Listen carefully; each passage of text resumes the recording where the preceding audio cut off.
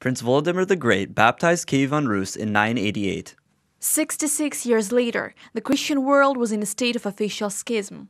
It divided into what is now the Catholic Church and the Eastern Orthodox Church. In 1240, the Tatar Mongols attacked Kiev and destroyed it in a siege.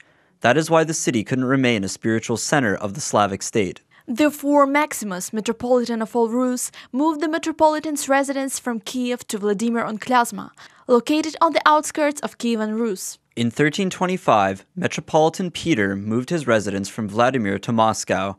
Despite this, the position was still called the Metropolitan of Kiev and all Rus.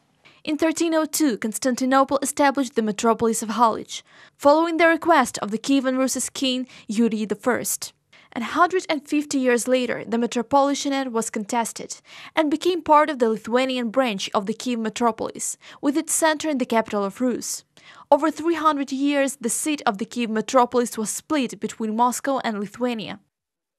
In 1448, Moscow had a conflict with Constantinople, which served and continues to serve as the seat for the Ecumenical Patriarch. The Bishops' Council in Moscow declared Jonah of Ryazan as the Metropolitan of Kiev without any approval from Constantinople. It caused the isolation of the Moscow Church from the Orthodox world that lasted 140 years. The Ecumenical Patriarch Jeremiah II made a dramatic impact on the Ukrainian Church.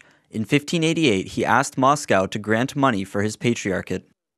Boris Godunov agreed on the condition that Constantinople would recognize the self-proclaimed Moscow metropolis as autocephalous, and its head would be called the Metropolitan of Moscow. Jeremiah agreed.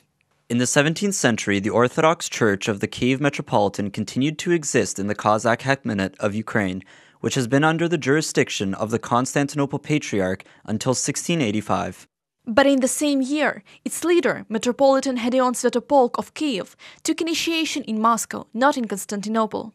The hetman of the left bank Ukraine, Ivan Samoilovich, said that it was too far and too dangerous to go to Constantinople through the Tatar steppes.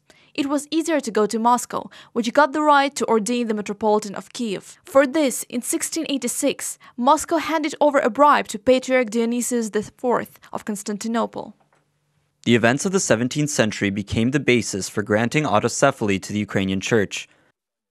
The Ecumenical Patriarchate made public the archived documents which prove that it has never transferred the Kiev metropolis to the canonical territory of the Moscow Patriarchate. On the 11th of October 2018, Constantinople revoked the synodal letter from the year 1686 and confirmed that the Kiev Metropolitan is subordinate to the Ecumenical Patriarchate of Constantinople. Reported by Olha Mihailuk and Natalia Ivchenko, UATV.